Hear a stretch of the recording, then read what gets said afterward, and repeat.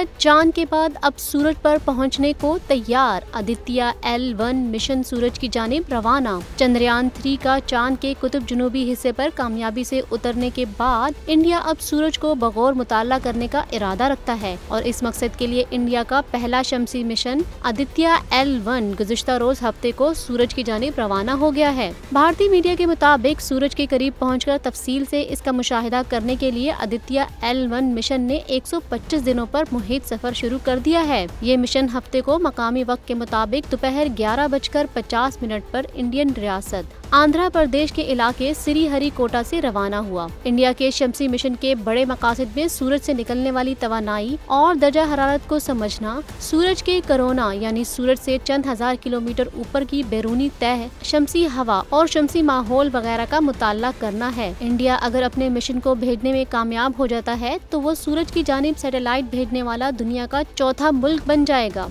India से कबल America, रूस और यूरोपीय खलाई एजेंसी इस किस्म की तहकीक के लिए अपने मिशन को भेज चुके हैं।